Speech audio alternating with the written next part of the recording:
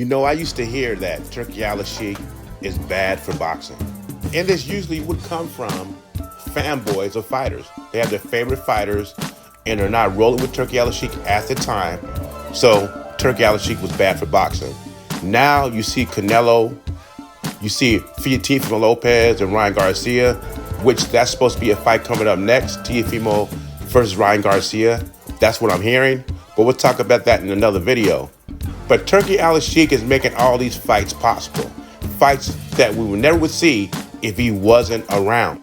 I mean, seriously, you will hear fanboys argue back and forth. Your fighter does not sell enough, so he does not deserve to fight my fighter.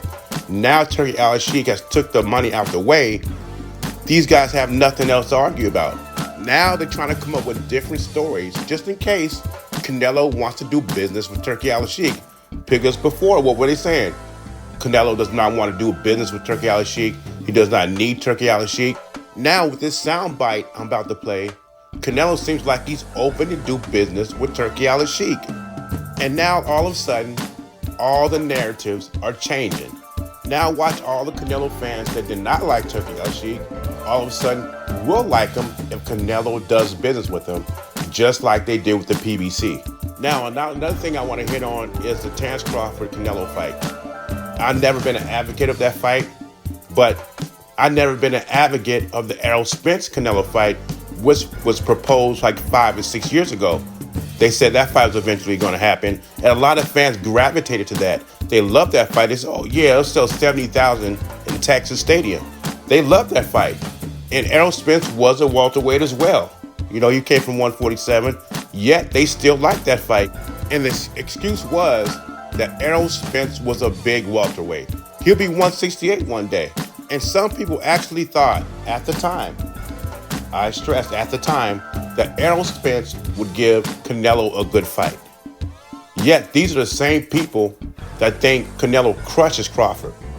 And Crawford is a way better fighter than Errol Spence. And let me repeat myself, I'm not an advocate of either fight. I just think Crawford is a better fighter than Errol Spence. And this is before the accidents. It was no comparison to me. Even though I favor Canelo to beat both of these guys, I think Crawford would be a bigger challenge to Canelo than Errol Spence would have before those accidents. I don't own the rights to this material. It's for educational purposes only. Let's listen to Canelo for 40 seconds. I do have to ask you, His Excellency Turki Alalshikh has said he wants to see Canelo Alvarez versus Terence Crawford. What is your honest thoughts on that as an opportunity and a potential fight? Oh, it's always is a chance there, right? We'll see, but always is a chance there, and we're here to make the best deals, and always a chance. And I do have to ask you about Dimitri Bivol, because that's a rematch you've always talked about wanting. How do you see the rematch going with Bivol and Beterbiev? I think it's going to be another good fight. It's going to be another good fight. Both fighters are good fighters, so I think both have a chance to win. Like the first one was a really good fight. And you hear Canelo's stance has changed on fighting Crawford. Now it's a possibility. There's always a chance to fight Terence Crawford, as he says, because the money is there. And one thing about Canelo, he's a great businessman, and he knows there are not too many options left for him. And this is the cash cow of boxing. If anybody can make anything work as far as pay-per-view sales, it's Canelo Alvarez. And even he knows, unlike Gervonta Davis, that he needs to go check Turki Alalshikh out. He needs to see what he's talking about, and he needs to see how much money he's talking about. Canelo's always said, never turn down business. That's the difference between him and Gervonta Davis. Canelo is a smart man. Gervonta Davis, not so much. So even though I'm not an advocate of the Crawford-Canelo fight, that's probably the best move for both dudes. If they make the fight, I can't be mad at them. Like I said before, how can I tell them to turn down a $100 million paycheck? Who am I to tell them to turn down that? That's generational wealth. That's retirement money. And more than likely, that's probably money me and you will never ever see.